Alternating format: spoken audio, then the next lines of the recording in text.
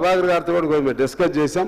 ఇంకా వారు కూడా ఆలోచన చేయాలి. ఎందుకంటే లక్షల కోట్లు విలువ కలిగిన స్థలాలు ఉన్నాయి మనకి, బస్ స్టాండ్లు స్థలాలు. చిన్న చిన్నగా జ్వరపడతారు అధ్యక్ష.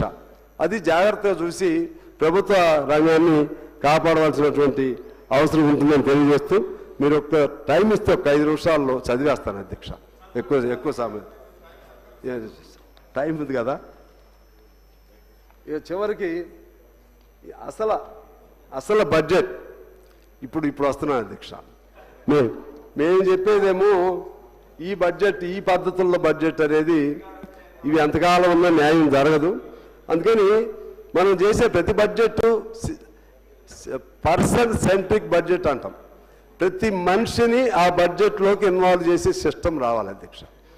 ఆ సిస్టమ్ రావాలంటే మనకి 2 కోట్ల మంది, ఎంతసేపు మన బడ్జెట్ చర్చలు అన్నీ కూడా గ్రామాలు, గ్రామాభివృద్ధి, లేకపోతే రైతు చుట్టూ తిరుగుతూ ఉంటుంది. దానిలో 2 కోట్ల మంది, రాష్ట్రంలో సగం మంది ఇతర రంగాల్లో అసంఘటితంగా, లేకపోతే కాంట్రాక్ట్ కార్మికులుగానో, లేకపోతే పలు రూపాల్లో గవర్నమెంట్ ఐడెంటిఫై చేసినవి ఉన్నారు అధ్యక్ష. వాళ్ళకి ఏం బెనిఫిట్ అవుతుంది? ఇప్పుడు మనం ఇక్కడ చర్చలు జరుపుతున్నాము, ఈ రాష్ట్రాన్ని బాగా ముందుకు తీసుకెళ్తామని చెప్పి మనం అనుకుంటూ ఉంటాం. అక్కడ వడ్డీ రాళ్ళు కొట్టుకుంటూ ఉంటారు, వాళ్ళకి తెలవదు ఏం జరుగుతుందో. సాగరాలు బట్టలు ఉతుక్కుంటూ ఉంటారు, ఇతర కుమ్మరులు వాళ్ళ పని చేసుకుంటూ ఉంటారు. ఎవరి పని వాళ్ళే, వాళ్ళకి తెలవదు ఏం జరుగుతుందో. వాళ్ళ శ్రమ, వాళ్ళ కష్టంతో ఈ డబ్బులు పోగవుతున్నాయి. ఆ డబ్బులు తిరిగి వాళ్ళకి వెళ్ళట్లేదు.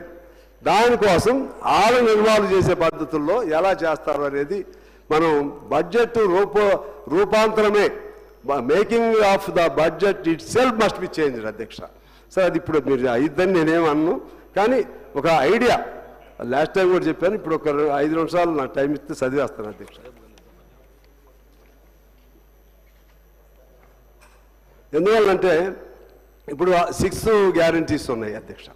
దానివల్ల ఒక్కొక్కరి చేతుల్లో, శ్రీధర్ బాబు గారు, 6 గ్యారంటీస్లో ఒక్కొక్కరి చేతికి 7,000 8,000 డబ్బులు పడతాయి.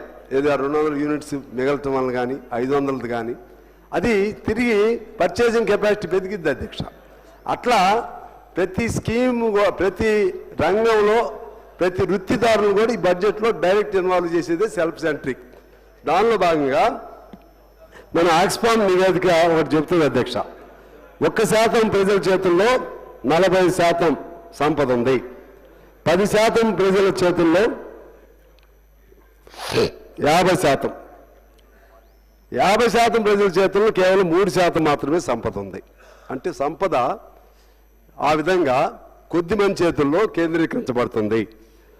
దీనికి సంబంధించి థామస్ పికెట్, బ్రిటిష్కి సంబంధించిన ఒక ఆర్థిక శాస్త్రవేత్త, British Raj to billionaire Raj అనే పేరుతో నివేదిక విడుదల చేశాడు అధ్యక్ష.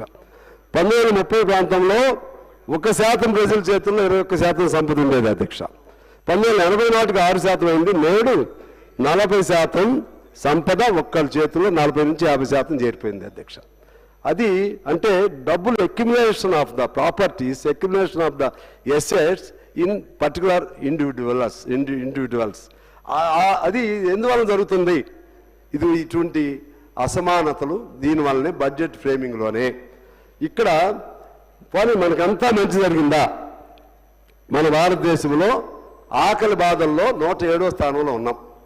అంత బాగుందని అనుకుంటున్నాం, 5th ఎకానమీ అంటున్నాం, కానీ ఇది వాస్తవంగా లేదు అనేది తెలియజేస్తూ, అదేవిధంగా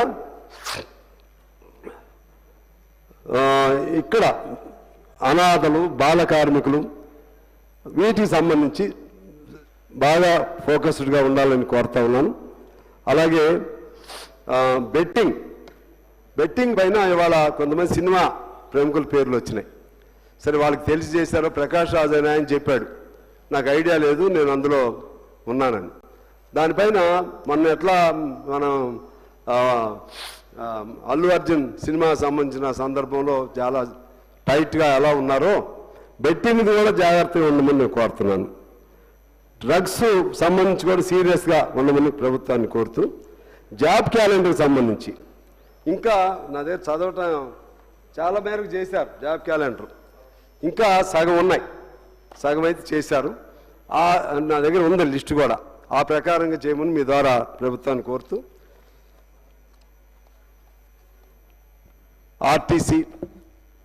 ఆర్టీసీలో ఇంకొకటి అంశం, డీజిల్పై 4% పన్ను ఉంటే మనకి రైల్వేలకి అక్కడ ఉంది, మనకి 15% ఉంది. దాన్ని ఎట్లా ఫైట్ చేసి డీజిల్ పైన కూడా పన్ను తగ్గిస్తే బతికిద్ది. టోల్ ట్యాక్స్ నుంచి ఆర్టీసీని మినహాయించాలి, 100 కోట్ల భారం తగ్గుతుంది. ఎలక్ట్రికల్ బస్సులు ప్రైవేట్ వ్యక్తులు కేటాయించకుండా ఆర్టీసీకే ఇవ్వాలి. ఆటో డ్రైవర్స్ ప్రతి సంవత్సరం 12,000 ఇచ్చే విధంగా ఇవ్వాలి. హమాలి కార్మికులు వాళ్ళకి సమగ్ర సంక్షేమ చట్టం, భవన నిర్మాణ కార్మికులు వాళ్ళకి సంక్షేమ చట్టం, సిపిఎస్ విధానం రద్దు చేయాలి, పాత పెన్షన్ విధానం